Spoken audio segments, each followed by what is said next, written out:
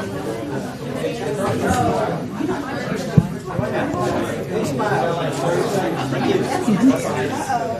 evening, everyone. If we could please take our seats.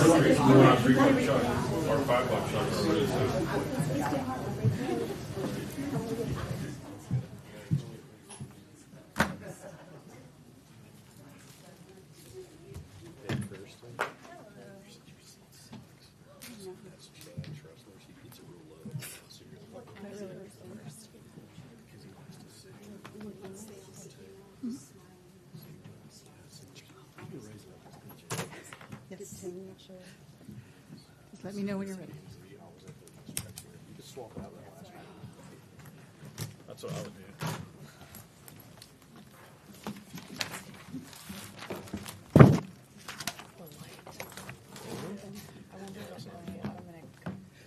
Good evening, candidates. If you mind, we're going to just take a quick picture of everyone before we get started.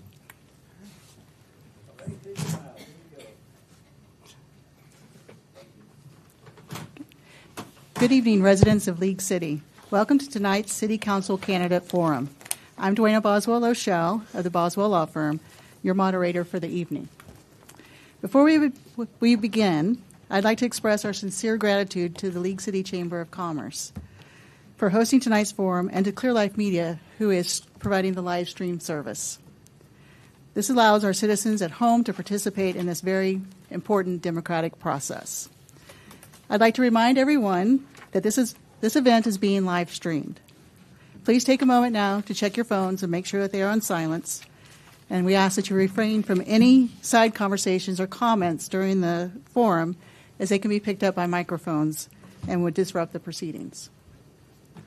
We will begin our evening with an invocation led by Pastor Rob Bailey. Pastor Bailey serves our community with dedication, and we appreciate his spiritual guidance as we commence this important civic event. Please welcome Pastor Bailey. Thank you. And it is an honor to be here. And as a citizen of League City, it is a pleasure to hear what our candidates have to say. I do realize that we all have different understandings of who God is. So as a Christian pastor, I do pray in the name of Jesus, but I welcome everybody and those online to take a moment just to meditate and just take a moment of peace as I take a moment for prayer.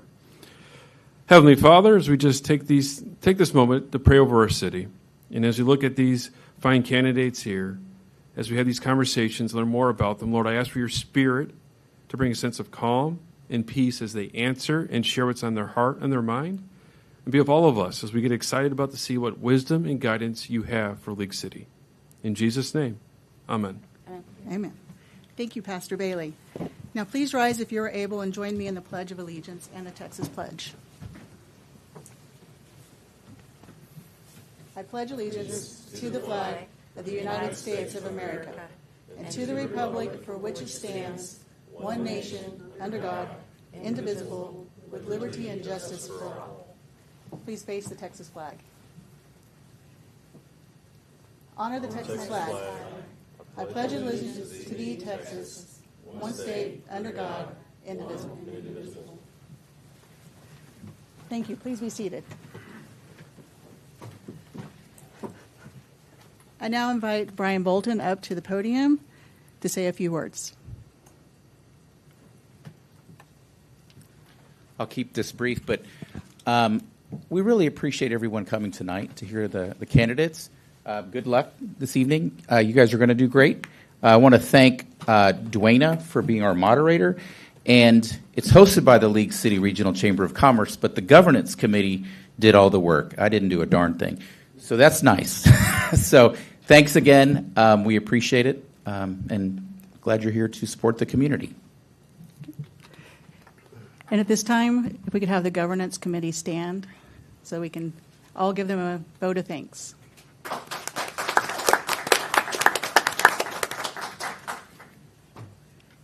Let me briefly explain tonight's format. Each candidate will have the opportunity to respond to the same set of questions. We will rotate the order of responses for each question to ensure fairness. For each question, the first candidate will have 2 minutes to respond. We will then proceed in order to the next candidate, each having 2 minutes to respond. After all candidates have answered, we will move to the next question with a new starting candidate. Candidates, please respect the time limits and make sure you are speaking into your microphone so everyone present and at home can hear you. You will receive a 30-second warning, at which time I will ask you to conclude your remarks. So you'll see a yellow flag at 30 seconds. So tonight is about you, the voters. It's your opportunity to hear directly from those seeking to serve our city council. These candidates, if elected, will make decisions that will shape our community for years to come. In the next 2 hours, we'll explore issues ranging from responsible growth and development to economic opportunity and community engagement. Each candidate will have approximately 3 minutes for an opening and 2 minutes to respond to each question, with the intention of providing you with insights into their priorities, experience, and vision for League City's future. I ask everyone to extend the courtesy of attentive listening to all candidates, regardless of your personal preferences. Our goal tonight is civil discussion that illuminates rather than inflames and informs rather than persuades. So let us begin this evening's conversation with a brief opening statement from each candidate. We're going to start with Erin. Hi, I'm Erin Avalos. I am one of the candidates running. So I am a working mom of 4. I'm a wife, and I live here in League City. What sparked me for council is a meeting a few years ago. I had heard a council member state why I've let them vote, talking about them being the residents, and said, it's our decision, let's just do it now. So that sparked the question in me, like, who do we have running for our council, and who do we have representing us? So for the future of my kiddos, which I have 4 of, I wanted to be a part of that change. So I've been researching, and then now have come to this. I don't have a lot of background when it comes to politics. I do have background in organization and management and skills in that sense, and I'm open to learn. So I have a blank slate and a reason to ask why and question what we're currently doing and see if that's right for our residents. So my whole thing is to listen, to see the feedback of the residents, to learn, and then to lead and serve the community. So I look forward to hopefully doing that. Thank you. Kirsten? Howdy. My name's Kirsten Garcia, and I'm really excited to be running for City Council. I have lived in League City for most of my life now. I moved here when I was 11 years old, graduated from Clear Creek High School. From there, I went to Texas A&M University, where I received a Bachelor of Arts in English Rhetoric. From there, I worked for a company that did strategic planning with city council members and leadership training with city government employees. But I decided I wanted to move back to League City. I lived there in Bryan College Station for a year after graduation. So I moved back to League City, where I worked for a local small business for a year and then decided to get certified to teach. I spent about 10 years teaching, most of that in CCISD at Clear Springs High School.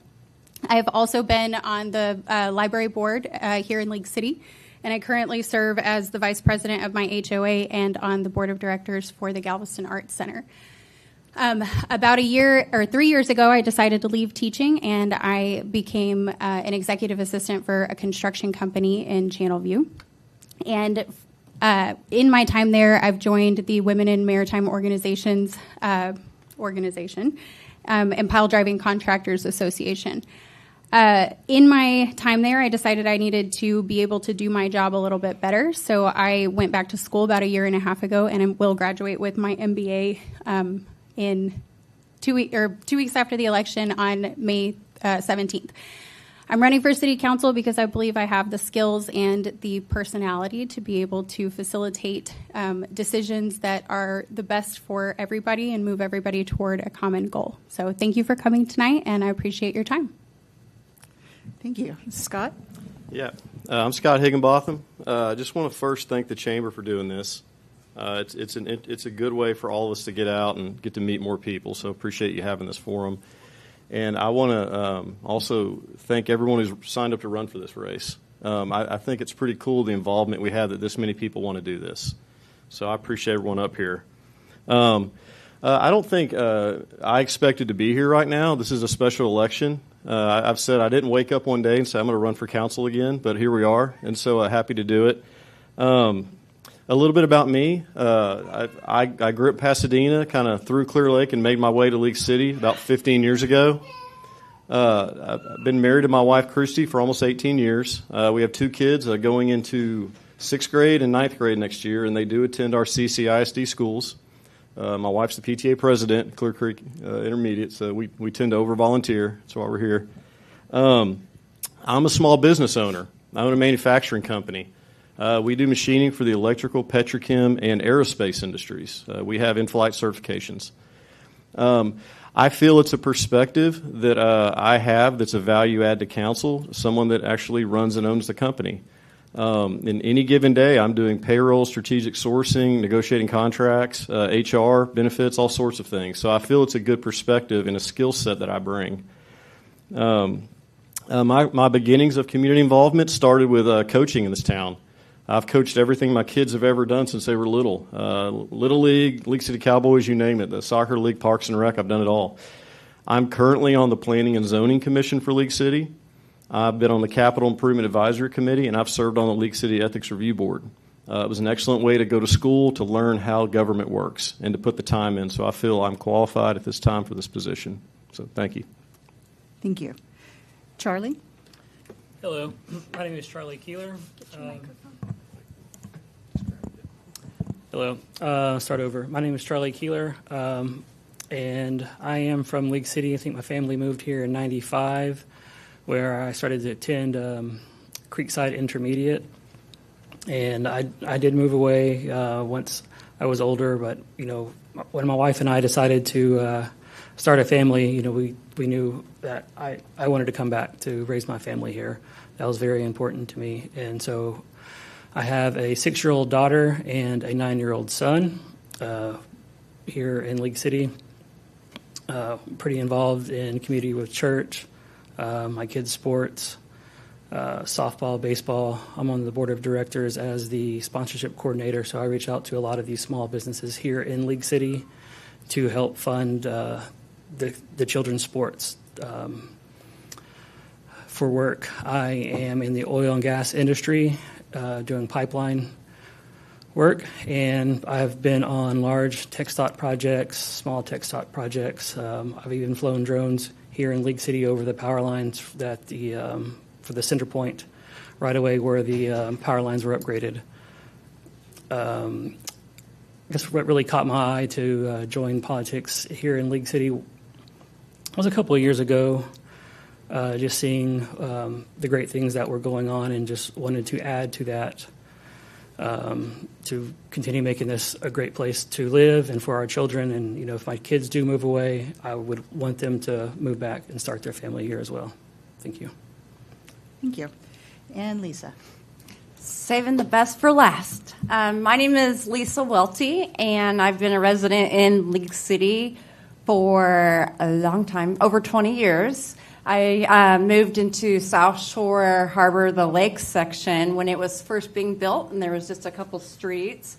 So I've got to see everything expand when there was nothing on 96, and it took me 5 minutes to get to 45. Now it takes me 20. I have a background. I am a nurse. I have my master's degree in that, nurse executive board certified. So for the last 5 years, from 2019 to 2024, I've had a crazy schedule just due to COVID and that kind of thing.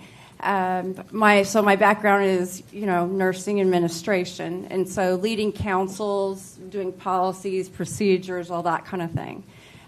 Both of my kids went to school in CCISD.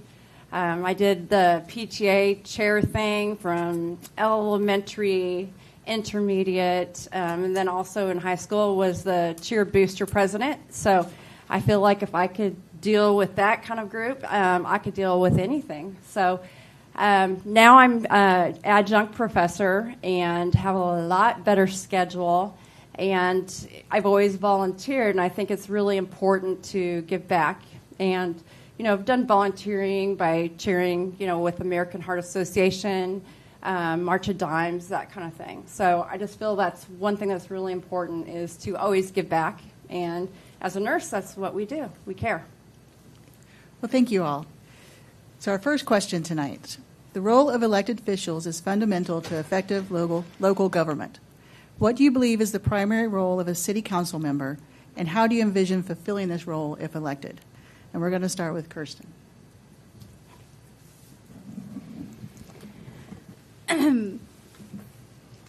So a single city council member by themselves really can't do anything.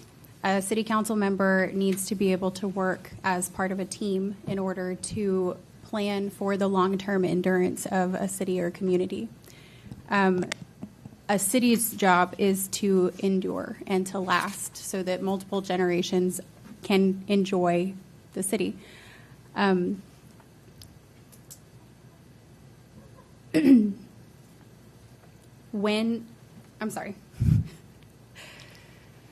The city council's job is to strategically plan out the steps that need to be taken in order to achieve that goal of the endurance of the city. So there are things that need to be considered from the perspective of zoning, and there are things that need to be considered from the perspective of creating an attractive community full of amenities and programs that people want to be a part of.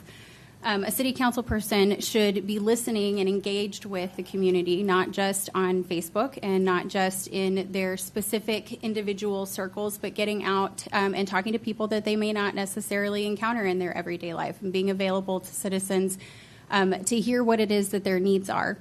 As a classroom teacher, I had to synthesize a lot of information and bring together groups of people considering multiple interests and needs, and find solutions that moved everybody toward a common goal. And I see working as a city council person as very much the same way.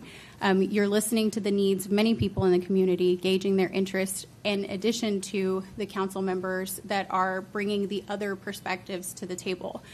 A council person should work with the rest of the council to achieve those goals that allow the city to endure so that citizens may continue to enjoy it for years to come. Thank you. Scott? Yeah, I think the council's main goal is to set the budget every year. And we have a big budget. It's around $380 million next year. So I think that's probably the main feature I see as council, is to set that budget every year and make sure that the city is being run efficiently and effectively, and that everything, the public works is covered, the safety, that basically council is, I look at it like the board of directors for the city. You represent the residents. There needs to be a certain level of decorum and how the council works together towards that goal, and I think we need the right group of people to steer that ship. But to me, that's the main point of council, is to really just set the budget and keep the city headed in the right direction. Thank you. Charlie? Definitely would like to continue to involve, and be the voice of, our citizens here that exist, and get along with the other council members and, come to some kind of common ground. I believe it's, already under some great leadership, and just kind to listen to what the people have. And I know the budget is very tight and there's not a lot of waste, so just keeping track with that and continuing down that same path so that we can continue to be a great city. Thank you. And Lisa? Okay. One thing, for city council, I think it's important that you're representing people. So it isn't exactly what I want, my personal opinions. It's what the people want, and that's why they elect, certain people in their positions. Looking at the surveys that were done, what people do like, about League City is important. It's important to keep up with the infrastructure with our roads. It's important to keep up our city services. So with, the police department, fire department, EMS, and, all of that goes with it. That's very important. But also having, like Scott mentioned, being fiscally responsible and kind of conservative when it comes to that. Yeah, it would be great to go do a bunch of splash pads or whatever, as I've heard some people have said, but you have to be responsible for that because there's a lot of costs that go in with many things. So, And Aaron? So I believe that a city council member's job is to listen to the community, each individual member, right? Take those surveys, listen to the community, see what they want, and then your job is to talk about it and figure out what makes sense based off of those surveys. So as a council, that is the job together. As the council member, it's taking that, dissecting it, seeing what also makes sense for yourself, and then bringing that to the conversation and asking why if somebody doesn't agree with you, and figuring out those agreements and those differences, because you're not always going to be able to please everybody, but you can please a majority. So there's a way to meet in the middle for everybody with that. Essentially, my top priority is ensuring that the residents are heard. That's one of the things that I feel that we've kind of been lacking, or what the residents have been feeling myself, is that the surveys that are being put out aren't necessarily coming back and being put out in a voting sense as to what we want. So I'm here to change that. I'm here to be the voice. Thank you. Okay, every candidate brings specific priorities to office. What are your top 3 priorities, and what concrete actions would you take to accomplish those goals during your 4-year term? This time we're going to start with Scott. Yeah, one of my top priorities is to bring a little bit of, like I just said, a little bit of decorum back to council. I've gotten a little tired of some of the distractions and drama that have been going on with council as of late. I'd like to calm everybody down a little bit. That's one of my priorities to come in. Also, I'd like to, as far as we get into development, of course, this will be, I'm sure, a big topic tonight, League City being 40% undeveloped. I'd like to pump the brakes on development a little bit if possible. I hear that from a lot of people. We're growing fast. There's traffic. There's all sorts of things going on. So that's another one of my priorities. I'd like to just pump the brakes a little bit. And also a priority, I would just like our government to be easier to deal with, more accessible. I set up 3 meet and greets last week and all around the city in different areas, and the turnout was great. I even invited a couple of our local elected officials, and they were like, absolutely, I'll be there. And we need to do more of that. So that's another priority of mine, to talk about accessibility and making government just easier to deal with, and where people can come to us, bring their ideas, and we can go over them together. So that's 3 priorities I have. Okay. And Charlie? Same thing. It's just being more accessible to everybody. I feel like they're small groups which you can't really approach all the time. Some of them you can, and they just kind of set up a wall where you're kind of outcasted from that. That's a big one. But like he mentioned, the development's going to be a pretty big thing. But I don't know if we can pump the brakes on that. They're steadily,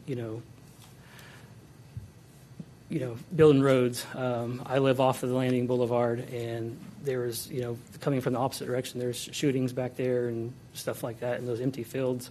So I don't think there's any, stopping that. But just making sure everything that we have in place is going to be sufficient enough to support that growth. Lisa? Okay, I think when it comes to, the top 3 things, I think you always have to start at the bottom, kind of like Maslow's hierarchy. And you got to have your basic needs met before you can do other things. Because if you're going and, wanting to do festivals and all of that, it doesn't make sense if you're not getting your needs met, when you have your police, your fire department, your EMS. And also, with city services, with the roads, potholes, things like that. You have to have, those 3 basics in place before you can even think about other things. And so, it's doing, the budget so you can get your basic needs met, and then, make that budget with it. Erin? So one of my priorities out of the few would be to, 1, be the voice of the residents, see what they want, put that survey out there, not necessarily like a pick an option survey, a word survey, like really hear from them or hold something. So to just get that perspective, let them know that I hear them, they're supported, that would be priority number 1. Another one of mine would be to work with our economic development department and figuring out what that that relationship that everybody talks about is so hard for a business to come here. How do we fix that? What are the relationships we need to fix? How do we do better to be able to get those things here? Third, essentially, would be to focus on budget, which is, I know, one of the things that whoever gets elected in this position is going to have a hand in that future budget, as well as what the development will be and what it's going to look like. So making sure that that reflects what our residents are asking for in my initial priority, which is hearing their feedback. Thank you. And Kirsten. Would you mind repeating the question for me? Sure. What are your top 3 priorities, and what concrete actions would you take to accomplish the goals during your 4-year term? Okay. So first and foremost, the reason that I decided to run is because I think that there are a lot of people like me who think it's time for some fresh faces on City Council and some people who are going to make every decision based on its own merits, with only the interest of the city in mind, and rather than any specific group. So my first priority would be truly representing citizen interests, making decisions based on their own merits, and through that building trust from the community and recreating a sense of unity. I think a lot of that comes with making sure that you are not denigrating other people's opinions, that you're hearing what people have to say and then taking actions based on that. So like I said earlier, I will remain available in the community and reach out to people who think differently than me to make sure that every perspective is considered. After the kind of soft stuff like that, I'm really interested in making sure that we balance the development on the west side in the sense that it is really important to integrate both residential and commercial projects and preserve green spaces and parks, but those things all come with some challenges and difficulties within their specific spheres. So parks and green spaces cost money. Getting residential and commercial, the tax base balanced to where we want it to be is also something that will be challenging. And lastly, I am, having had my home flood during Harvey, I am especially interested in continuing the good work that we've done on the drainage bonds since 2019 and continuing to improve mobility through that development on the west side with 99 coming in. It's a perfect segue to the next question. So currently, nearly 40% of League City remains undeveloped, primarily in the western portion of our city. The West League City Master Development Plan is a comprehensive framework adopted to guide future growth in this area. It outlines land use patterns, infrastructure requirements, transportation networks, and conservation priorities for approximately 21,000 acres of undeveloped land. The plan envisions a mix of residential neighborhoods, commercial centers, and preserved green spaces while addressing critical infrastructure needs like drainage and mobility. As our city continues to grow, how this plan is implemented will significantly impact League City's character, financial sustainability, and quality of life for decades to come. So what are your thoughts and concerns on the West League City Master Development Plan, and how would you address those concerns? And we're going to start with Charlie. Yes. I really think we need to use the template that we have here on the east side and look to see what we would have done different. Everything's already in place here, but let's look at what we have and figure out what we had done different and try to implement that on the side that's the west side that's projected to be built out.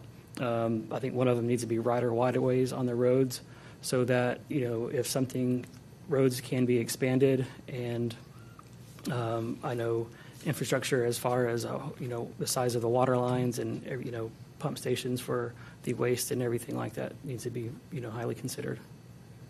Thank you. Okay, Lisa. West League City is something you hear a lot about, and everyone says that 40%. So I went and looked it up, and it's 4,000 acres. And so, because I wanted to know exactly how big is that. So it is a lot, and it's privately owned, and that is something that you have to consider when you do the growth. Do we want, all housing in there? Are we going to affect, everyone's, taxes? or do we want to bring, some companies and such in there to help with, the business taxes that we would get from that? I think doing some mixed growth would be great because we do have to meet the needs of the population while we also are bringing in some money. So that is a big, big thing. And, flooding, all of those things you have to consider just because 50% of League City is flood zoned. So, that is a big one, but you have to consider services, with water, electric, all of the development. I think with the Grand Parkway, that's, smart planning, just so it doesn't take very long. And that can actually be a good sale point, for, the development and bringing in the right businesses for that. So that's a big one, I think. So lots of exciting changes, but we got to do it, right and not just put something there. Everybody likes to talk about the Amazon building, and I live in South Shore Lakes right off of 96. I'm the one that lives by it, and I don't think anybody else does, so I'm the one that actually sees it, but everybody loves to talk about it. And, that's one of the things, we have to do smart planning or have an influence with it. Thank you. Thank you. Aaron? So with the development and everything on the west side, we as a city are going to experience growing pains. And so it's going to come down to how are we going to alleviate those pains on our residents, and how are we going to strategically plan for this, and what are we going to put around them? I know the question didn't specifically state what I wanted for that development, but I would love to see like the green space and the things like that. So the concerns, the residents have expressed them.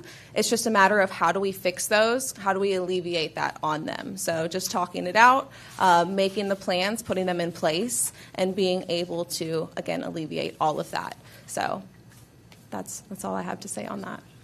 Thank you. Kirsten? Would you repeat the question, please? Sure. What are your thoughts and concerns on the West League City Master Development Plan, and how would you address those concerns?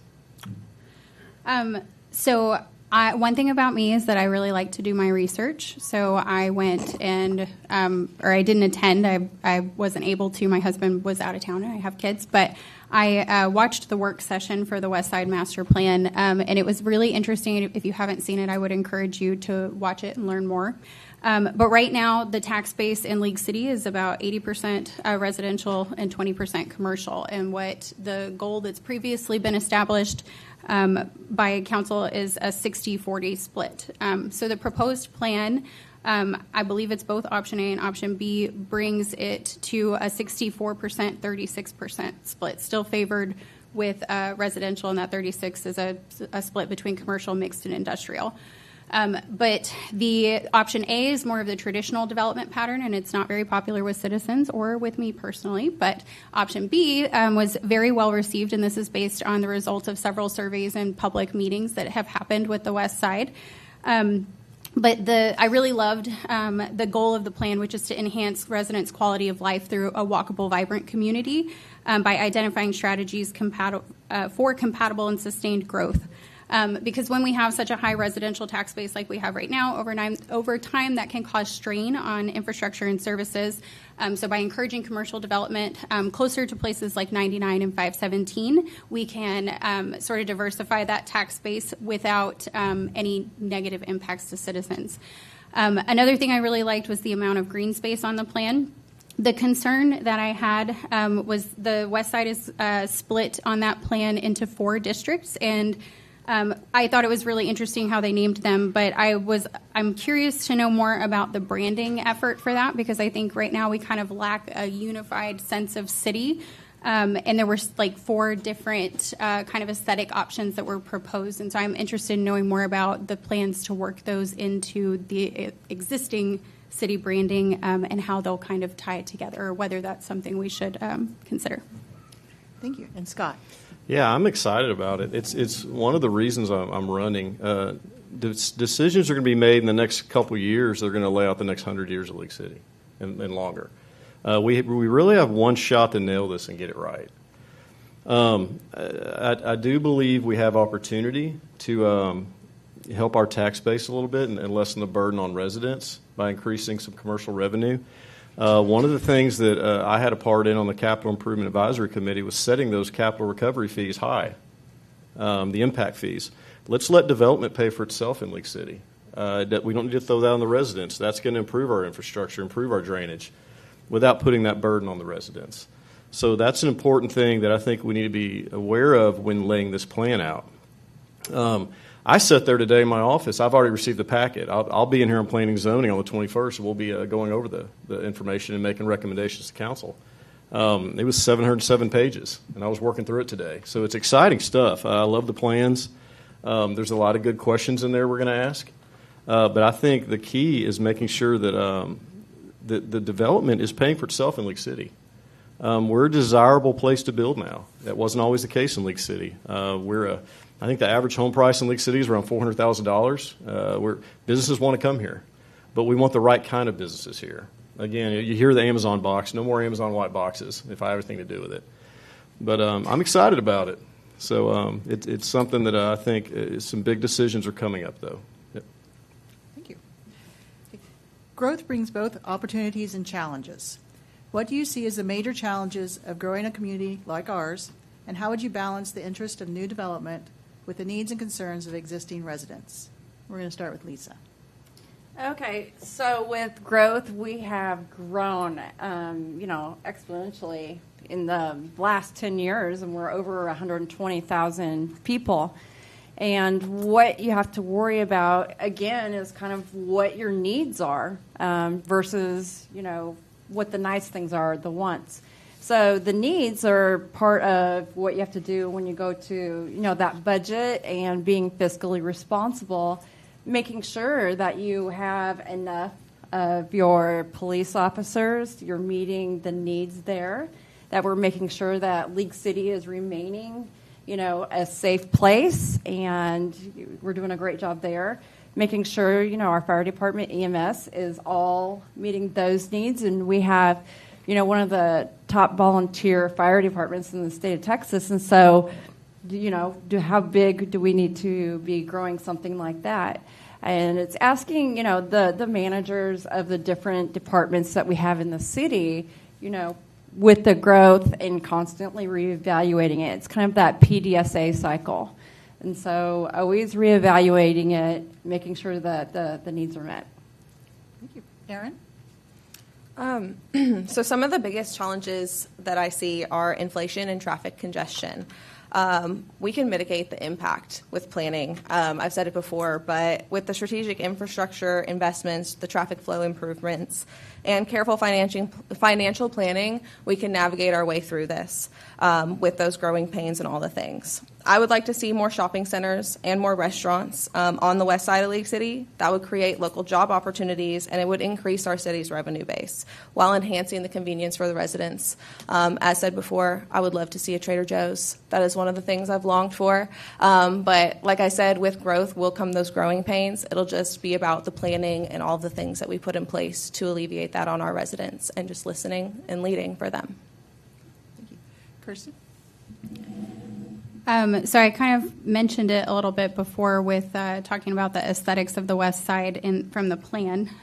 But I think that maintaining a sense of unified community is a really monumental challenge as we are looking at the amount of growth that we both have experienced recently and are looking to experience in the next few years. And I think that goes from everything from aesthetics to feeling like you have a two-way sense of communication with council and some input in the decisions that are being made in the city. But beyond that, I think that one of the biggest challenges that we're going to overcome are the ones that are related to infrastructure. So if you've stayed up to date, then you know that our water rates are going to increase over time. Or the recommendation has been that they increase over time to cover the capital improvements for the water and wastewater system that are going to be needed with the development in the city. And so continuing to find ways to offset the cost as much as possible for residents so that things remain livable, but are also attractive and well-maintained enough that they are livable and attractive. It's all sort of circular. And then I think that the way that you accomplish that is by trusting the experts that we hire to work for the city, and then doing enough of your own research and engagement with the material to remain innovative and to ask the right questions. Scott? Yeah, some of these questions are bigger than 3-minute answers. Alleviating the growing pains, for when a city growing as fast as us. I've said before, one of the things I think we really could do a better job of is gauging citizen impact a little better before we start to lay out certain projects, especially traffic-wise. It's a headache going on the west side. From here, it could take you half an hour to get to Friendswood some days, going all the way down 518. It took me quite a while to get here tonight from my house. So I think sometimes we have multiple projects laid out on the same route. Again, most of it's TxDOT, but I think we could be a squeaky wheel on that. There needs to be a better dialogue there with how we handle the municipalities around us and the governing bodies as far as projects go. Also, the projects we bring in. The market we have here is going to dictate a lot of the projects and businesses that come in here.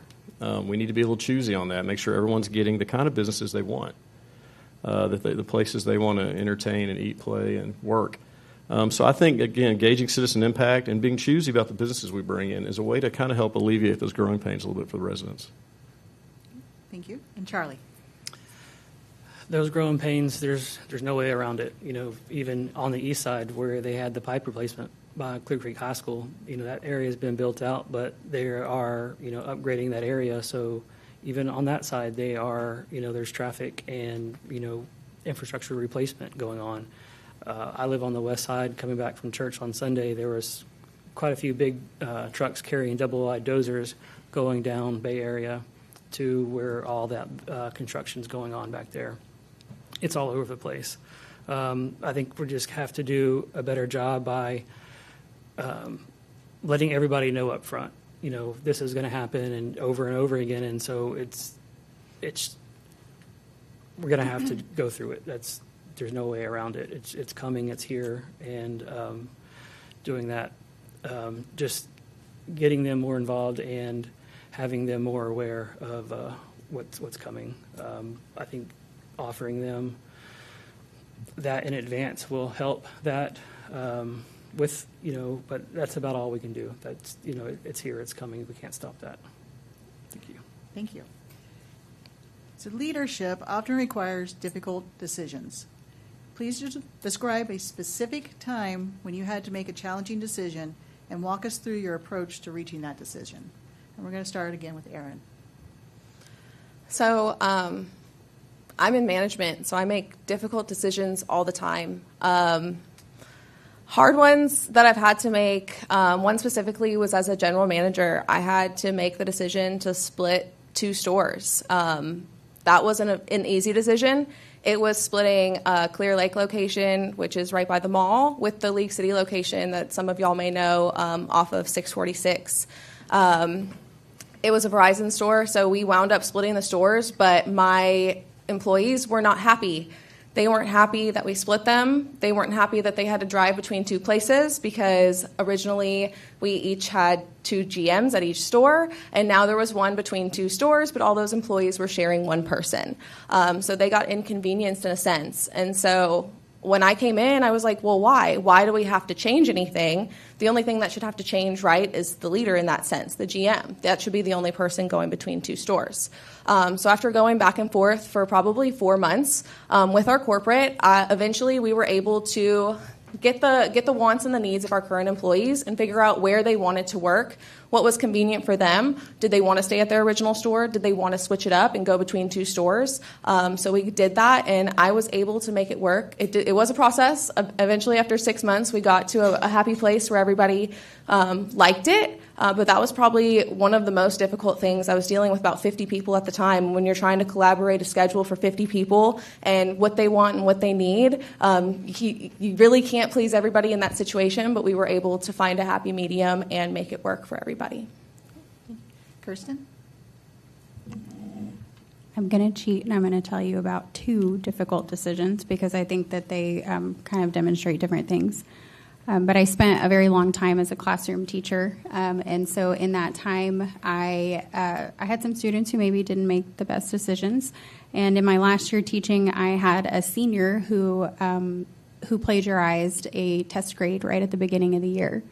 And I had to make a decision. This was a football player, and he was very popular, and he was well liked by teachers and administration, but he also did a thing that he really shouldn't have done, and I had just taught a lesson the week before about plagiarism, so he knew what he was doing. And so I made the difficult decision to hold him accountable, and that was rough. It was not a well-received decision, and I was pressured to change it, and I held firm, at least until close to the end of the 9 weeks, and I made another difficult decision, and that difficult decision was that I wanted to reverse the first one that I made. One thing that I think is really important in leadership is being able to recognize when the decisions that you have made maybe need to change because the circumstances have changed. So in this particular situation, the student changed their behavior. They came to tutorials. They worked on doing their own writing. They wrote everything by hand from then on so I could make sure they weren't cheating. But he put in the work to turn things around, and so it wasn't worth it to me to hold on to that initial decision. And instead, I showed some grace and said, hey, we can do this a different way. And I'd like to think that that made a difference to him. So I think leadership is both holding people accountable, but recognizing that that sometimes decisions and opinions can change when the facts evolve and as time goes on. Scott? Difficult decisions are going to be part of council regularly. One of the things that popped in my head when you asked that question was a situation that came up on planning and zoning when the first battery energy storage facility came through, the BEST systems, the one down Highway 3 by the Oaks by Parr Elementary. That was an interesting situation. A lot of residents came in, had a lot of feelings about that. There were feelings on both sides of that. That was a difficult decision. I was one of the people that voted no on that facility. I'm not anti-BESS. I think it's great technology, and I think we need it. I think it helps even out our grid, and we need to be open to that. In that particular situation, I heard the residents, and I heard what they were saying. And my particular tough decision on that one was, it was just that location for me. But there's a point in council meetings, especially when big things like that come up, you're going to have to make a decision. You can't make everyone happy. And you need to own that decision. And so that was, in that case, I was kind of in the minority on that one. I made a tough decision there, and I chose to say no on that one. The company that came in did everything right. They were absolutely above the board on everything they did. I think we have an outstanding ordinance for BESS systems, probably one of the best ones in the nation. But that was a situation that pops up where you got to make a decision sometimes, and I own that one, and I'll do it. Charlie? I work on very large-scale construction projects, and for 10 years or so, I traveled around different construction sites. I've had guys quit on me or try to quit on me in the middle of the night, and you just have to be available. They'll quit on you for an extra $10 a day sometimes. And you have to be available, kind of talk them down, and make sure to get along with everybody, and just be there for them. Listen to their story. They're traveling around. They're away from their families. They miss home. Birthdays, holidays they miss, and you just got to be available to people. Answer the phone in the middle of the night, or somebody knocks on your door. Get up, get along with everybody. Same thing on actual construction sites. Something goes wrong, it goes wrong. Before long, you could have $60,000 worth of equipment sitting around an hour just waiting for you to make that decision to move forward, or they have to backtrack or what. So you have to think on your feet very, very quickly and come to a resolution and just get along and find that common road for everybody. Thank you. And Lisa? Okay, great behavioral question. We do that a lot in the healthcare field when we interview people, so I was like, oh yeah. So, that's one thing that you have to do. I was, when I did my master's degree a few years back, the CNO said to me, one thing you want to do is never believe the first person that comes to you. She goes, you always want to get the facts. You want to hear what everyone has to say before you make a judgment. And she said, she shared with me that that had happened to her. And it turned out, the first person that gets there isn't always the person that is honest or right. So especially during, times that we had COVID, many things had to change in the hospitals, and we had to think more about like security. We had face masks. We had problems with supply chain getting face masks, so we had conservation of those. We have people in the public coming into the hospitals taking toilet paper. Everybody wanted that toilet paper out of bathrooms and everything. So things that we had to do, we had to lock stuff up. We had to lock wipes up and everything else, and it made more inconvenient for patient care. But that's one thing we had to do because we had to ensure we had these things for infection control and keeping, our staff safe. So, that's the thing is you always want to listen to what everybody wants so you can come up with that best solution. And so, we had a paper bag system, that kind of thing. So, and always listening and improving that process of how things are done. So that's what's important. Thank you. So responsive governance depends on communication. As a council member, what specific methods would you use to communicate with citizens, and how would you encourage greater civic engagement, particularly from traditionally underrepresented groups? And we're going to start with Kirsten.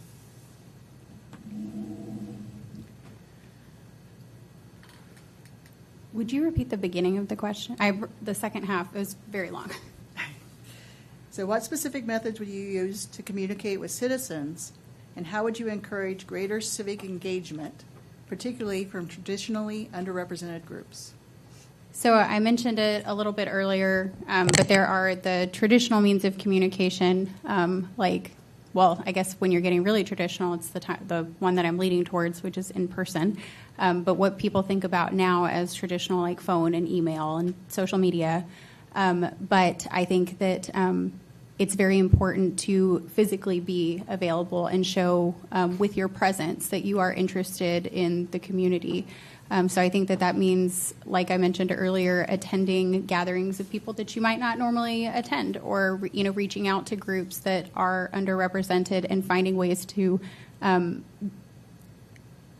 If you talk to people, most of the time they'll tell you what they want, in time, and so being in front of them relationally is so much more impactful than reaching out on social media or via email. In the classroom and in my office, where I'm responsible for chasing down a lot of different pieces of things, proximity is really important. And so in the classroom, when you have, this is for behavior issues, which is not the case here, but when you want students to behave a certain way, then you have to get out from behind your desk and you have to go be present in different areas of the classroom, and that impacts their behavior. And some of that behavior is that students who are not previously willing to engage with you will engage with you, because if you go to people and you make connections with them and show that they are important enough for your time, then they'll tell you what they need. Scott? Yeah, back to where I started. One of the reasons I'm running, to make our government more accessible, to get out there. Again, I brought up last week, I set up 3 community meet and greets to get out there. Being a short cycle, we need to meet people. We hit 3 different areas of town. One of them, we went down to Bay Colony. I know some of the residents down there mentioned we feel like no one pays attention to us down here in Bay Colony, basically almost Dickinson down there. So the response was incredible to those. A lot of, hey, will you do this more often? I even reached out again to some of our local elected officials, and I mean, every one of them was like, you just tell me what time to be there and I'll be there. So I think we have the people in place to do this. It's just going to take some more effort from us to get out and set these things up. We had 4 of us yesterday. We're at the crossings for an incredible meet and greet with a lot of residents in the community. And I was there for a couple hours just talking to people. It was awesome. It was. So I think we just need to make more of an effort I think that's something we can do better, and it goes back to one of the reasons I'm running, is just to get out there in the community a little more, make our government accessible and easier to deal with and welcoming. Charlie. Being out there with everyone else, being that guy that's usually around town. I know usually on Sundays, people can find me at Clear Creek Community Church. And last week, up until yesterday, I was at the Sportsplex 9 days in a row. I'm usually out in the community with everyone, being accessible, just, engaging with the people in the community and not trying to build a wall around yourself. Thank you. Lisa? It's a great question, and I think it's an important one when you have the governance and what is going on, and also groups that are underrepresented. So I usually watch the council meetings, at the convenience of home in my pajamas at night, and I saw them come, and they invited everyone. And I think our mayor, went. So that's one thing. Is they can come here and introduce that, but how many people watch city council meetings online? I think it's fun, but probably 90% of the world does not. I was thinking about this. How can we communicate with people? Because I did go, and there is a League City app. It's awesome. And you can go on there, and you can see the events and everything that is going on. There's free trees such that are being given out this week. So if everybody wants to get one of those, so they have like 250 available. But with underrepresented groups, I did actually think of this question, and it's, how do they know who to go to or how to get it out there? And, having a big community calendar, so to speak, it'd be maybe a volunteer job. I would help do that, Mayor Nick Long. So, and, putting those things on there and have a contact person so people know, just like, in the community newspapers and such, have it in by this deadline, then they know it would be included. So I think that would be cool. Another outside of the box idea I had, because this all has to do with communication, with people. It would take too long to go out there and talk to everybody and such. But I thought digital signs, how cool will it be if I'm at 96 and 45 in that traffic and there's a big digital sign at that corner and said, hey, here's what's going on, or kind of info for League City, something like that, thinking out of the box. Thank you. Thank you. And Erin? So as far as communication, I feel like we're a pretty healthy community. I mean, if we weren't, there wouldn't be all of us up here wanting to be a part of the change and the voice and all these things that we're saying, right? So I think we're just not fully connected. So what does that look like? Yes, we can be out in the community. I mean, ideally, I think we all have the same goal. We want to be out there. We want to be present. But how do we let people know where and when?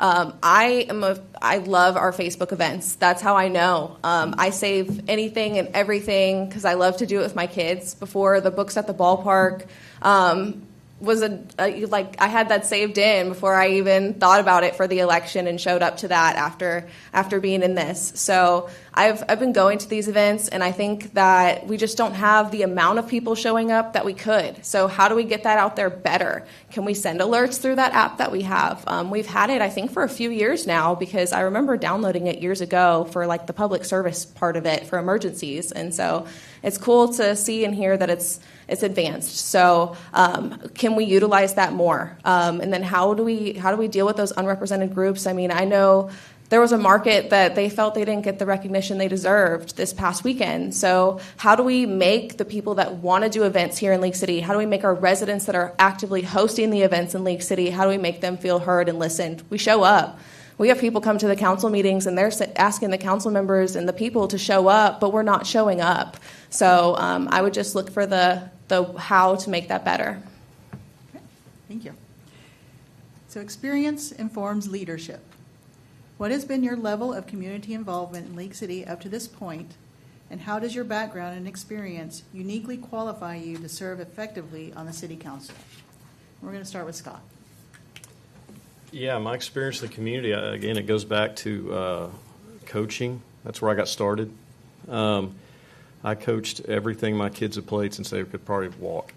What that did, was the interesting perspective there was I literally coached hundreds of kids through the years and had interaction with their families. And you get to really know people who live in your community, what they care about and what they need.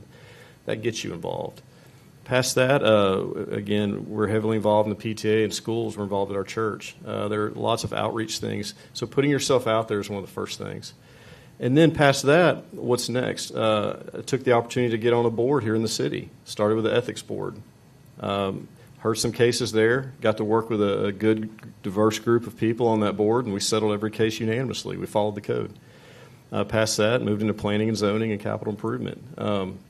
I feel those are things that I bring as far as my involvement that uniquely qualify me for this position. I tell people it's kind of like going to school a little bit for local government.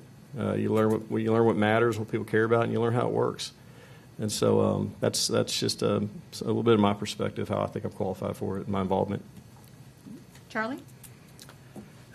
A lot like Scott, my first involvement was children's sports, just answering an email. Hey, we need a coach. If not, we have to turn kids away. I waited 2 days and finally submitted my name, and within 30 minutes, congratulations, you've been selected. So that was probably 5 or 6 years ago, and I've coached my son's team ever since then. And last couple years, same thing, another email went out about they needed some help on the board of directors for League City Little League. I answered that email, and sure enough, once again, congratulations, you've been selected. In that role, I am the sponsorship coordinator and just reaching out to all these small businesses and around here to help provide the stuff that kids need. As far as my employment, I am involved in lots of large-scale construction projects, which have included TxDOT, just Centerpoint, power poles, and even in here in League City, the upgrades for that, and just very data-driven in what I do. Thank you. Lisa? My leadership has been in nursing. I did my nurse executive certification, which is one of the hardest ones to get in nursing, and use that being in nursing administration. I feel like I use a lot of leadership, especially during COVID, as we all were figuring out what was happening, what was going on, putting all those hours out there. For people, I did, it's about 100 pages of research when it comes to with the nurses and stress during COVID. And, that's something that was important. I have a psychology background also, and with the nursing. I've served in, League City. I've done Sunday school, taught that for about 5 or 6 years. Otherwise, my daughter wouldn't go. And, it's like I said before, PTA chair. With Mrs. Doogie, I was on that with her. I did the, booster club. Nursing-wise, also, I did get the Good Samaritan in Nursing Excellence Award for leadership and administration 2 times. And so that's something I don't sign up for. You have to be nominated, and they choose people for that. So I also, raised, quite a bit of money as, team captain when I was doing stuff with the American Heart Association and March of Dimes. Another way, being a change agent, getting structure going and policies is very important and part of leadership. And again, listening to what everybody has to say and, being drama-free and on an even keel and making, smart, conservative decisions. Erin? So I feel that I bring something real to City Council. Not that the people here currently aren't real, but just that I'm a working mom. I'm a wife. I bring something different. I'm going to say it, just like being a female and having that other perspective. I raised 4 kiddos. I took a step back about 3 years ago from being a general manager. I thought I wanted to stay home. I did not want to stay home. I wanted to just work less. So I went back to work to be able to keep those skills and maintain those things. And so I have organizational skills, like I've said, the management skills, but I also have a blank slate to be able to lead and listen and serve and do all of the things that the people have been asking for. So that's essentially what I would bring, just an opening ear, somebody who the city can rely on and listen to. And Kirsten. The first part of the question was leadership experience in League City, and then the second part was our qualifications. What's been your level of community involvement in League City? And how are you qualified? So there's a few ways that I've been involved in the community, from being a member of the PTA and volunteering to being the room mom for my daughter's class. I taught in League City for 7 years, and so that's a pretty good amount of time to get to know people in the community. And even though I am not teaching anymore, I still see former students in the wild sometimes, and they remember me. But as a teacher, I was responsible. I received progressive levels of responsibility, becoming a team lead, responsible for leading the curriculum team that I worked on. As a teacher, I also did extensive volunteer work that I did not necessarily keep track of because I also sponsored our student government. And so in sponsoring the student government, there was a lot of additional volunteerism in the community. I've served as the secretary of the Helen Hall Library Board of Trustees, although I am no longer on the board. And I am currently the vice president of my homeowners association. I am generally, or I guess you can see the progressive responsibility in being chosen and elected to lead these smaller groups of people. And then in terms of my qualifications, like I mentioned earlier, I will graduate on May 17th with a 3.9 GPA in my Master's of Business Administration. I've been going to school full-time while working full-time because I am a lifelong learner. I believe in finding out more. If you want to do things and contribute, then you need to know how to do it well, and it's worth your time to learn to do that. I am a facilitator of people in my classroom with adults. I am good at moving people from where they get stuck to a common solution. And then I've also been responsible for managing vulnerable groups of people and making sure that I'm being a steward of resources and not letting anybody slip through the cracks or missing anybody's needs. When processes between people get stuck at work now, they call me. The end. Sorry, there's a red flag. Thank you. Okay. So working with others is essential in public service. How do you approach reconciling conflicts, whether with colleagues, between competing priorities, or in managing your own time and responsibilities? Charlie? I highly believe in, working with everyone and getting along. That is a very good character in anybody, and a lot of people do not have that. Once again, going back to these large-scale projects, that you have to be that person. You have to get along and, even cater to other people's needs to move stuff along, and just be out there with them every day and really understanding where they're coming from. And that's very big to me with conflict resolution. Thank you. Lisa?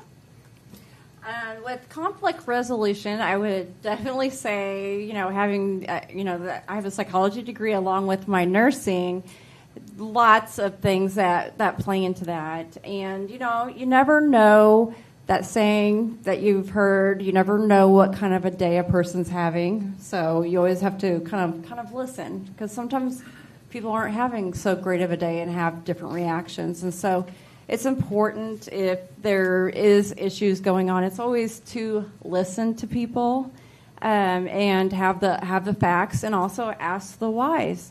That's how things do progress, is asking that why and how can something be better, and getting other viewpoints, because not necessarily is my viewpoint going to be the best one, but getting others and their thoughts, and having people feel validated and heard. That's important, and that applies in city council. It applies at home. It applies at work. Feeling validated and listened to.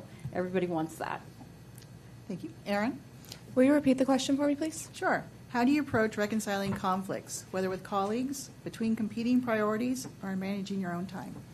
Okay, so I have to manage conflict all the time. I'm heavily involved. I have 4 kids, like I've said.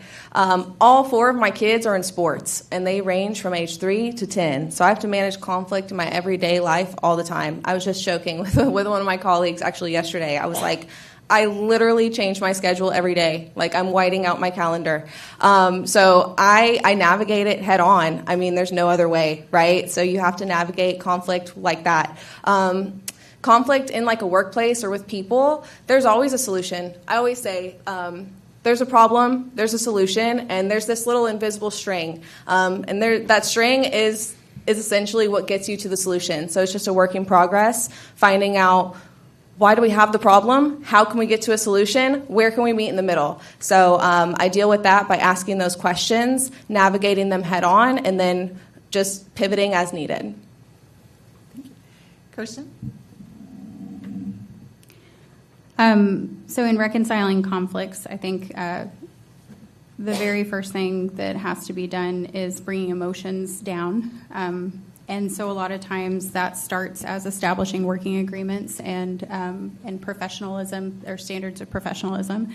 And from there, finding a common goal. And as I mentioned earlier, one of the things that I feel that I'm skilled at is being able to listen beyond the semantics or sometimes the excitement or emotion and hear what people's priorities and needs are, and finding ways to kind of Tetris it all together. Being calm, sure of the path forward, and recognizing that almost everything, allows for you to take enough time to de-escalate and get a full picture of the situation. Sometimes there are going to be conflicts that can't be arrived at with just a middle solution, and so I think that part of that also has to be not being afraid to make decisions that may make people upset with you.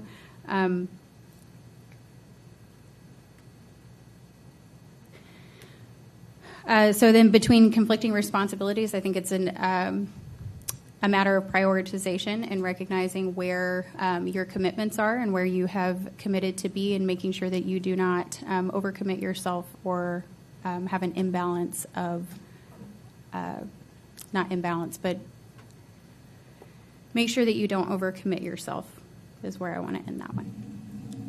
Thank you. And Scott? Okay. Yeah, there's a few layers of this. I have some business experience here.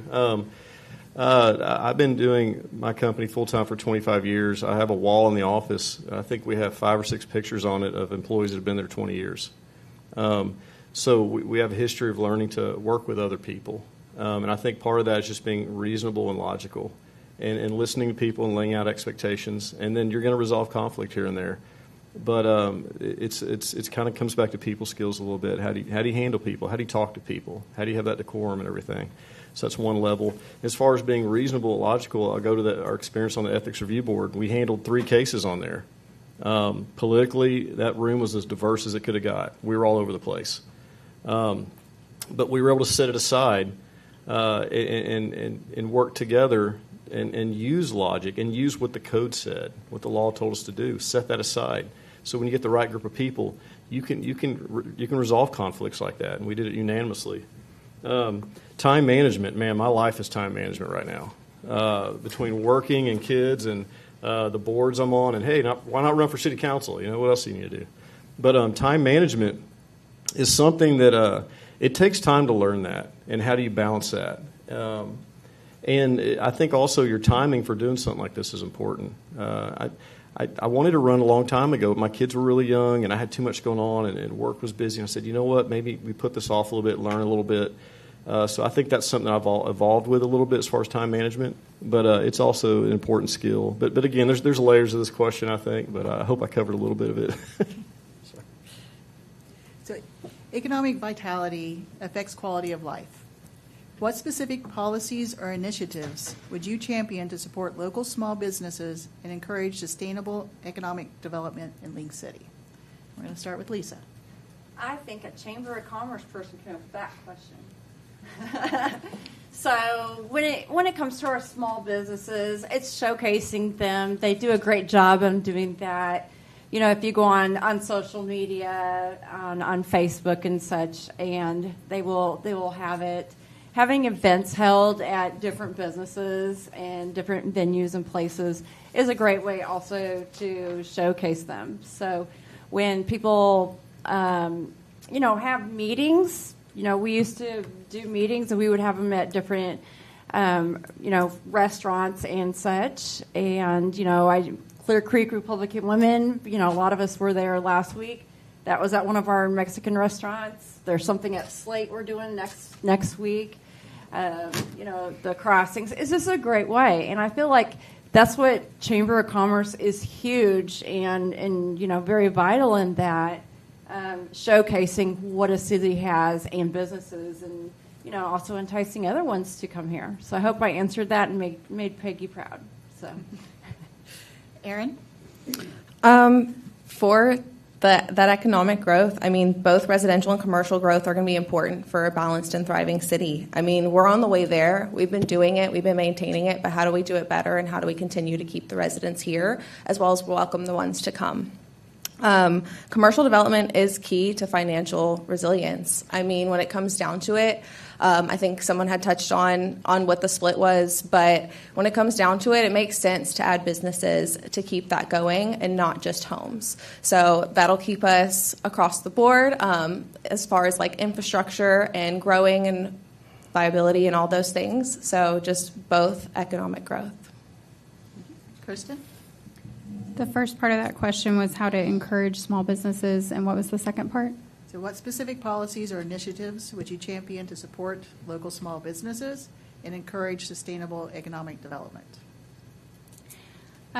So first of all, I think it's kind of been a theme in the things that I've said, but maintaining two-way communication with people in the small business community. I'm also curious, I'm not sure what the answer to this is, but I'm interested to know whether the city has specific goals for local business use in their everyday business. I know that I spend a lot of time preparing bids to go out for large projects for like the Port of Houston, and they have specific requests with their proposals for percentages that are allotted to small business. So I wonder if the city has programs like that. And so kind of in that same vein, seeking and researching grants and funding that might benefit those small businesses as they develop. I know that we have some really high-level codes, and so those can sometimes high bars can be difficult for small businesses to meet, and so finding ways for them to be able to establish themselves successfully within the city and supporting both the type of structures and aesthetics that we want to see, but making it manageable and reachable for them. Okay. Scott?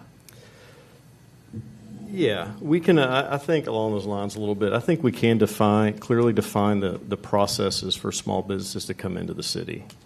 I think sometimes League City does have a reputation of being a little tough to work in.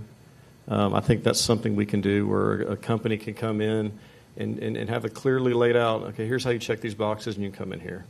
As far as on the west side, again, we're laying out the plan of mixed use, bringing the kind of businesses that this community is going to sustain, which is going to encourage those businesses. We also don't want to go too far the other way and start giving away too many tax incentives to come in. Again, I don't want to beat up on Webster a little bit, but man, Great Wolf was a mess. They gave them around $65 million to build Great Wolf. They're not going to see a dime for 30 years. There's a lot of that going on over there. So we need to be smart in how we do this, again, set our impact fees so the development happens the right way without putting the burden on the residents. And Charlie? Small businesses are near and dear to me, what I do with League City Little League. So, we count on them a lot for support our kids. You drive by the Sportsplex, you don't see these big name corporations out there. So I am totally for more small businesses coming into this town and opening up shop. We live right between Houston and Galveston, where they are building new ports for the all of these cruise lines, and figuring out a way to funnel them through here to support our small businesses so they can grow. I hear all the time that Galveston is very expensive and not too many people want to, stay there. Maybe they can, figure out a way to advertise that so they can stay here to help support our small businesses and help that growth. And finally, what question do you wish I had asked tonight? Please take this opportunity to address any additional issues you believe is important for voters to consider. And we're going to start with Erin. Okay. I don't know if I have a specific question I thought you would have asked. I think there's a couple things maybe I might have missed in my question, so I'll share that with y'all. I didn't really touch on my involvement. I did say my kids are in sports. My girls do League City sports. I go coaches. I've had my fair share of emails where I get stuck coaching or assistant coaching as well. I'm the head team mom for my boys football team. If you don't know what a head team mom does, you fill in for any level that the team mom can't do something.